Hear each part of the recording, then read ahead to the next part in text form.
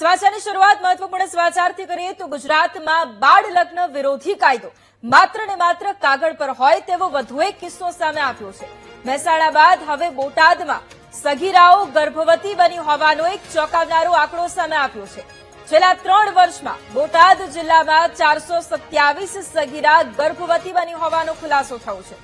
આંકડા બતાવે છે કે હજુ પણ સમાજને કુરિવાજોમાંથી મુક્તિ નથી મળી। બોટાદ જિલ્લા આરોગ્ય વિભાગના આંકડા બાળ લગ્નો બંધ નથી થયા તેમ કહી રહ્યા છે। બાળકોને સુરક્ષિત અને સ્વસ્થ ભવિષ્ય આપવાના સરકારના પ્રયાસો નિરર્થક સાબિત થઈ રહ્યા છે। સરકારી અને અધિકારીઓથી છુપાવીને આજે પણ સમાજમાં બાળ લગ્ન થઈ રહ્યા છે। સગીરા સગર્ભા થઈ હોવાના વધતા આંકડા સમાજ અને સરકાર માટે ચિંતાજનક છે। સમાજ સુરક્ષા વિભાગની કામગીરી સામે અહીંયા સવાલો ઉઠી રહ્યા છે। બાળ લગ્ન રોકવાની જવાબદારી કોણ લેશે તે સૌથી મોટો સવાલ છે। તો ગુજરાતમાં બાળ લગ્ન વિરોધી કાયદો માત્ર કાગળ પર હોય તેવો વધુ એક કિસ્સો સામે આવ્યો છે। મહેસાણા બાદ હવે બોટાદમાં સગીરાઓ ગર્ભવતી બની હોવાનો એક ચોંકાવનારો આંકડો છે। છેલ્લા 3 વર્ષની જ વાત કરીએ તો બોટાદ જિલ્લામાં 427 સગીરા ગર્ભવતી બની હોવાનો ખુલાસો થયો છે। આંકડા બતાવે છે કે હજુ પણ સમાજને એ કુરિવાજોમાંથી મુક્તિ નથી મળી। આ ચોંકાવનારા આંકડા જેની સામે હવે અનેક સવાલો પણ ઉભા થઈ રહ્યા છે। આરોગ્ય વિભાગના આંકડા છે જે દર્શાવે છે કે બાળ લગ્નો હજી બંધ નથી થયા।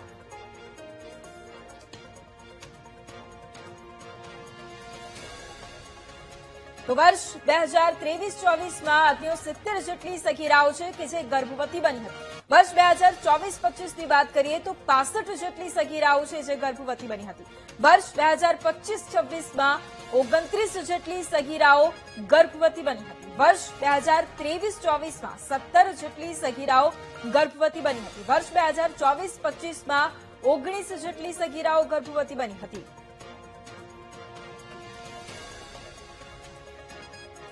કાયદામાં તો ઘણી બધી જોગવાઈઓ છે, પરંતુ આપણે કાયદાના પરિપક્ષને સાથમાં રાખીને ખાસ કરીને આ એટલો ચિંતાજનક વિષય છે કે આ અંગે સમાજની અંદર જાગૃતિ ફેલાવવાની જરૂર છે।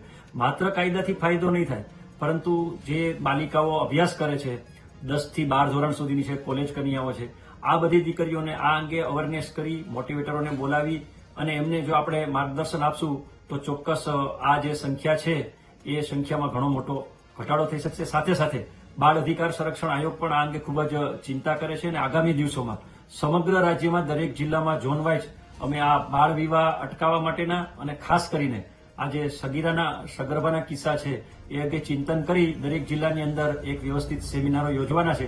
બાળ લગ્ન મુક્ત અભિયાન જેનું લક્ષ રૂપના ખર્ચે અભિયાન ચલાવે છે, પણ એ ફક્ત ને ફક્ત કાગળ ઉપર છે હોય એવું લાગે છે। તો આ એક બહુ ચિંતાજનક બાબત છે કે સગીરાઓ અત્યારે તંત્રની બધું મશીનરી તો છે, કામે લાગેલી જ છે, એની પાસે બધું સેટઅપ પણ બધું છે, પણ એક ઠોસ પગલું ભરીને કાર્ય કરવું જોઈએ એવી અમારી કોંગ્રેસ પક્ષ દ્વારા સ્પષ્ટપણે માંગણી છે। આમાં અવેરનેસ આપવી જોઈએ।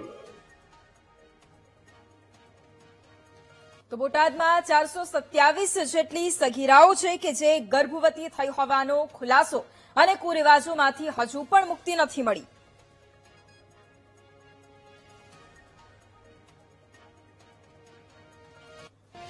અને આજ મુદ્દે બાળ અધિકાર સંરક્ષણ આયોગના સભ્ય કમલેશ રાઠોડ આપણી સાથે જોડાયા છે। સર, સૌથી પહેલા તો ખૂબ સ્વાગત છે આપનું। સૌથી પહેલો પ્રશ્ન એ જ કે બોટાદ જિલ્લામાં 3 વર્ષમાં જે ચોંકાવનારા આંકડાઓ અત્યારે સામે આવે છે, 427 જેટલી સગીરા ગર્ભવતી બની છે, શું આયોગ માટે આ નિષ્ફળતાનો એક સ્વીકાર નથી? વૈભવીબેન, આજે આપના માધ્યમથી મને આ આંકડાઓની માહિતી મળી છે। આ અંગે બાળ અધિકાર સંરક્ષણ આયોગ સંપૂર્ણ તપાસ કરશે। આંકડો ખૂબ જ ચિંતાજનક છે, એ ચોક્કસ કહી શકાય। હમણાં થોડા સમય પહેલા મહેસાણા જિલ્લા અને આજુબાજુના જે 4-5 જિલ્લાઓમાં પણ આ માહિતી મળી હતી, જેના અનુસંધાને બાળ અધિકાર સંરક્ષણ આયોગે ત્યાં 6 જિલ્લાનું એક સેમિનાર ગોઠવી અને પૂરેપૂરું સમાજના આગેવાનોને, બ્રાહ્મણોને અને ખાસ કરીને મોટિવેશનોને બોલાવી અને પૂરેપૂરો સેમિનાર કર્યો હતો। કેમ કે અત્યારે દેશના વડાપ્રધાન માનનીય આદરણીય શ્રી નરેન્દ્રભાઈ મોદી દ્વારા બાળ વિવાહ મુક્ત ભારત અભિયાન ચાલે છે, જેના અનુસંધાને આ જે આંકડો આવ્યો છે એ ખરેખર ખૂબ ચિંતાજનક છે। બિલકુલ આભાર સર અમારી સાથે જોડાવા માટે.